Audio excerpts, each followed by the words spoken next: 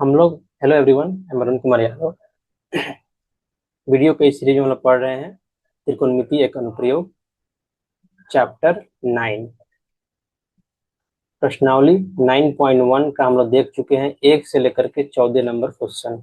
ये है 15 number question. 15 number question यानी लास्ट क्वेश्चन है ये। त्रिकोणमिति का अनुप्रयोग या हाइट एंड डिस्टेंस ही बोलते हैं, हाइट एंड डिस्टेंस। तो हाइट एंड डिस्टेंस का भी ये लास्ट क्वेश्चन है। कॉन्सेप्ट पहला वीडियो में है, उसके बाद लगातार एक एक वीडियो में एक एक क्वेश्चन को डिस्कस किया गया है। आइए क्वेश्चन को ध्यान से पढ़ते हैं। एक सीधा राजमार्ग एक मीनार के पाद तक जाता है। ठीक है। मीनार के शिखर पर खड़ा एक आदमी एक कार को 30 डिग्री के अवनमन कोण पर देखता है, जो कि मीनार के पाद की ओर एक समान चाल से जाता है। ठीक है। 6 सेकेंड बाद कार का अवनमन कोण 60 डिग्री हो जाता है। इस बिंदु से मीनार के पाद तक पहुंचने में कार द्वारा लिया गया समय ज्ञात कीजिए। आइए पहले पिक्चर को हम ड्रॉ कर लेते हैं। ये मान लीजिए मीनार है, और मीनार और लड़का का हाइट अलग अलग नहीं दिया है, इसलिए हम मान लेते हैं कि मीनार और लड़का का हाइट इंक्लूडेड है। ये हो गया मीनार ए बी, मीनार प्लस लड़का ही दोनों होगा। मीनार ए बी है। ठीक है। मान लेते हैं कार जब यहाँ था यानी पी, तो इसका अवनमन कोण कैसे ज्ञात करते हैं हम, ये बताते हैं। पहले तो इसके पैरेलल एक लाइन ड्रॉ कर लीजिए।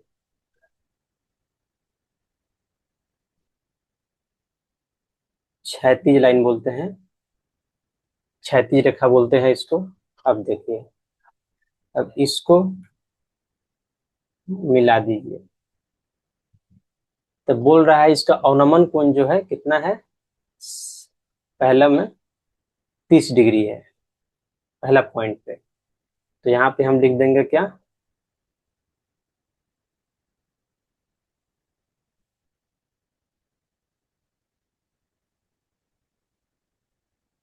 θ1 कितना है, 30 डिग्री है। अब आइए पी से मान लेते हैं कि क्यू पॉइंट पे पहुंच जाता है। सॉरी थोड़ा ऊपर हो गया, पैरेलल में होना चाहिए। तो यहाँ मान लीजिए कि क्यू पॉइंट पे पहुंच जाता है, तो मीनार की ओर जा रहा है कार। मान लीजिए पी से क्यू तक पहुंचा। 6 सेकेंड बाद कार का अवनमन कोण 60 डिग्री हो जाता है, यानी यहाँ तक पहुंचने में इसका अवनमन कोण जो है कितना हो जा रहा है, 60 डिग्री हो जा रहा है।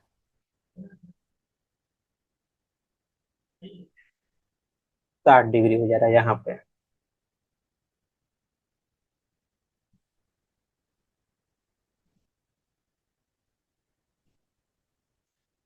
ये जो एंगल है इसको बोलेंगे θ2। ये कितना हो जा रहा है, 60 डिग्री। अब आइए हॉरिजॉन्टल लाइन को मिला देते हैं हम।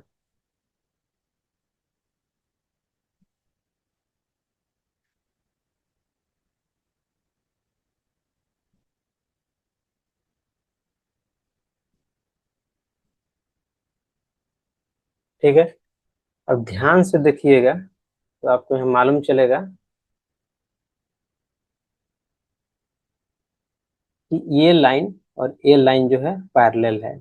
इसका मतलब ये जो दो तिर्यक रेखा इसको काट रहा है, तो ध्यान से देखिएगा, तो ये भी एंगल जो है θ2 हो जाएगा इसमें।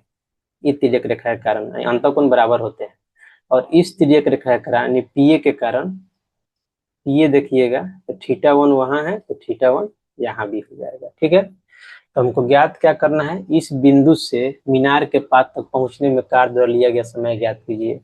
यानी पी से क्यू तक कितना देर में पहुंच रहा है, 6 सेकेंड में। ठीक है। तो पूछ रहा है कि क्यू से बी तक पहुंचने में कितना टाइम लगेगा, यही क्वेश्चन है। आइए कुछ चीज हम मान लेते हैं इसमें पहले।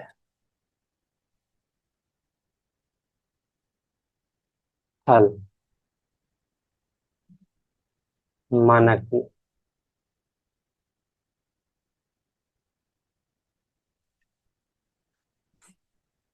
मीनार की ऊंचाई क्या है? A B. दिया हुआ नहीं है। मीनार से बिंदु पी तथा क्यू का अवनमन कोण। अवनमन कोण ऊपर से नीचे होता है।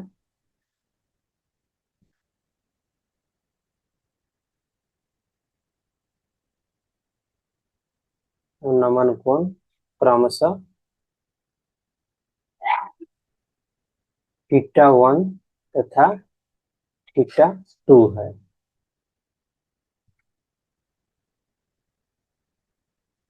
तो थीटा वन क्या है यहाँ पे? 30 डिग्री है। थीटा टू क्या है? ऑलरेडी हम लोग मान चुके हैं, 60 डिग्री है। आइए, अब दोनों ट्रायंगल में 1/1 tan लगाएंगे, देखते हैं क्या मिलता है। इसके लिए हम इसको ले लेते हैं, पिक्चर बहुत जरूरी है क्वेश्चन सोल्व करने के लिए। आइए,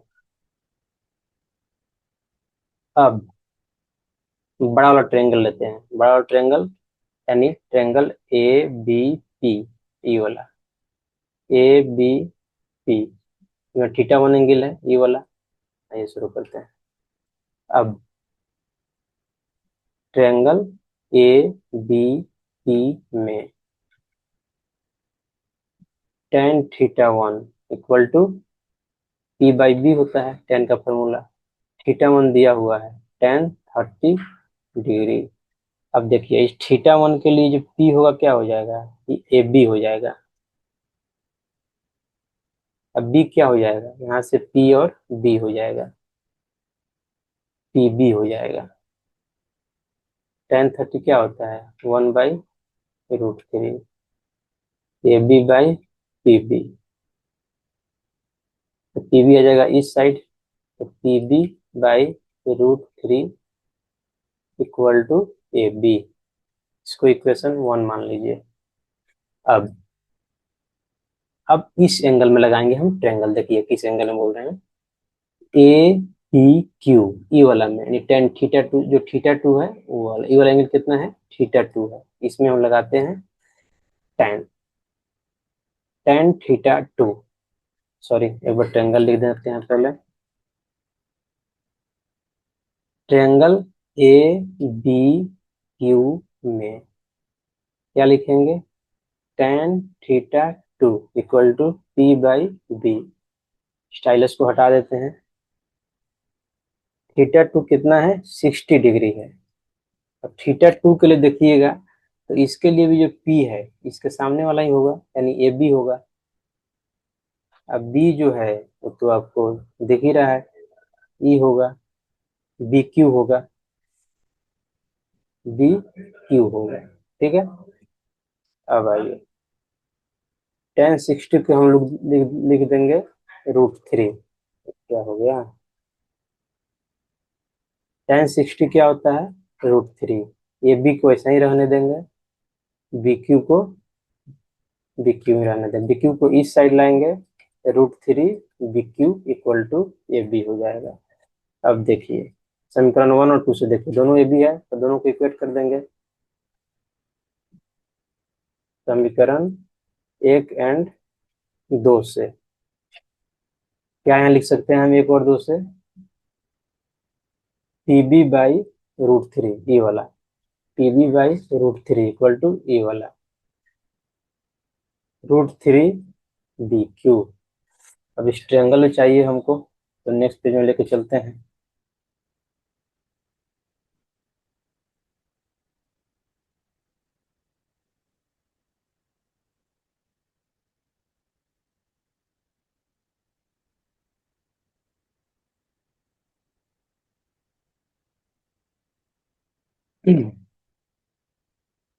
आइए, तो यहाँ पी बी बाई√3 है, तो पी बी √3 को उस साइड ले आएंगे तो क्या हो जाएगा? √3 इंटू √3 बी क्यू। √3 कितना हो जाएगा? 3 हो जाएगा। तो लिख सकते हैं P B equal to 3 B Q, यानी जो पी बी है, P B equal to 3 B Q. B Q निकल गया। अब आइए,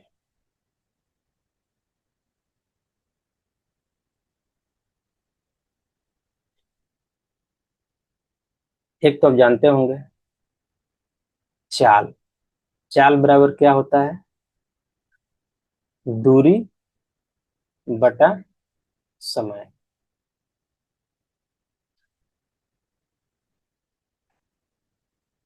पी से क्यू जाने में, यानी जो पी क्यू जब जब दूरी जब ये लोग कवर किया है, तो इसको कितना लगा है? 6 सेकेंड टाइम लगा है। ये हो गया चाल।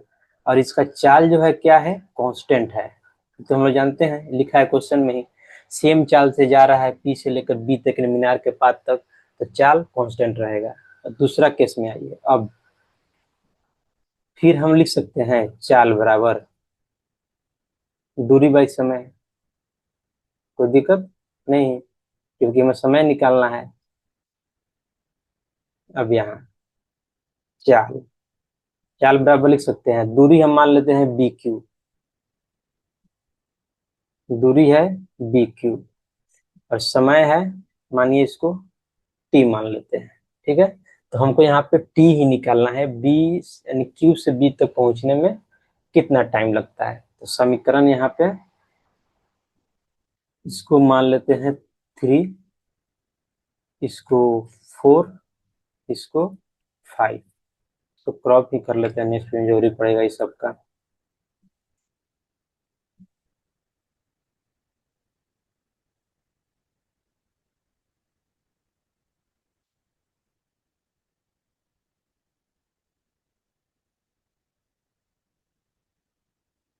छोटा कर दिए। अब देखिए, समीकरण समीकरण 4 एंड 5 से, दोनों चाल है, चाल दोनों मतलब बराबर ही होगा, तो इसलिए लिख सकते हैं पी क्यू बाई 6 सेकेंड, ठीक है, equal to B Q by T.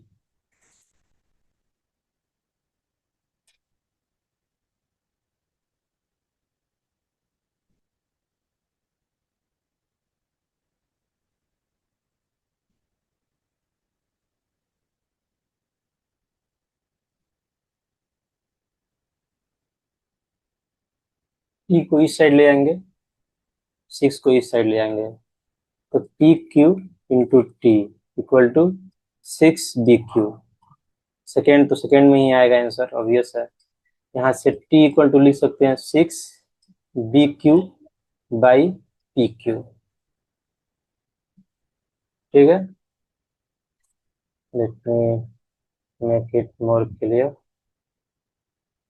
P Q, यहाँ से पी क्यू जो यहाँ से यहाँ तक है, पी क्यू को हम लिख सकते हैं P B minus B Q.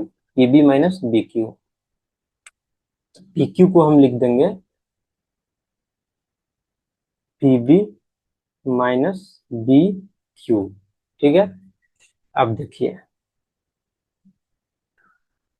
अब टी इक्वल टू हो जाएगा 6 बी क्यू का बी क्यू रहेगा ऊपर। अब देखिए यहाँ इक्वेशन 3 से पी बी इक्वल टू क्या है? 3 बी क्यू है, तो यहाँ पे पी बी की जगह पे क्या लिख देंगे हम? 3 B Q. 3 B Q, minus 1 B Q तो है ही। ये कहाँ से लिखे हम? समीकरण 3 से। समीकरण 3 से, ठीक है। अब आइए, टी इक्वल टू लिख सकते हैं 6 का 6 रहेगा, बी क्यू का बी क्यू रहेगा, और नीचे 3 B Q minus 1 B Q क्या हो जाएगा? 2 बी क्यू हो जाएगा। अब देखिए, टी इक्वल टू क्या हो जाएगा? 6 इंटू बी क्यू कट जाएगा, यहाँ पे बी क्यू कट जाएगा, तो क्या बच जाएगा? 1/2। तो यहाँ पे क्या हो जाएगा? 3 इस सेकेंड हो जाएगा, 3 सेकेंड हो जाएगा। यही टाइम हमको निकालना है।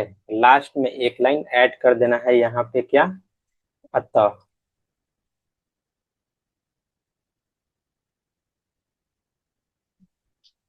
मीनार के पाद बिंदु तक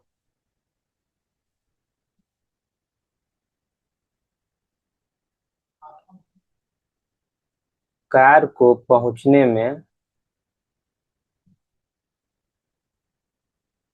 कितना लग रहा है? 3 सेकेंड लगेगा। यही क्या हो गया हमारा आंसर हो गया। इसी के साथ हम लोग चैप्टर 9 यानी हाइट एंड डिस्टेंस को समाप्त करते हैं। चैप्टर जो 9 है हाइट एंड डिस्टेंस, चैप्टर 9 इसका प्रश्नावली एक ही है 9.1। इसमें हम लोग देखे क्वेश्चन नंबर 1 से लेकर 15 तक एक एक क्वेश्चन को अच्छा से एक्सप्लेन किया गया है, डिस्कस किया गया है।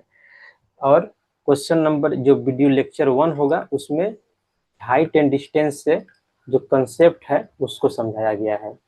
तो वहां से आप कंसेप्ट को समझिए, फिर एक एक क्वेश्चन को या जिस क्वेश्चन में आपको डाउट हो उसको देखिए। अब आइए हम नेक्स्ट शुरू क्या करने वाले हैं वो बताते हैं। नेक्स्ट शुरू करने वाले हैं हम निर्देशांक ज्यामिति।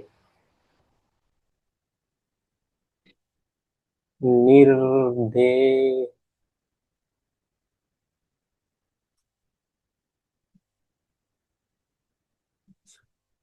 सॉरी, तो हम नेक्स्ट शुरू करने वाले हैं क्या? निर्देशांक ज्यामिति।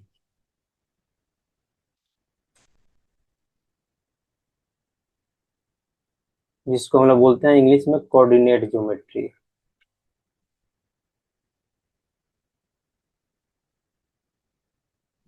Coordinate geometry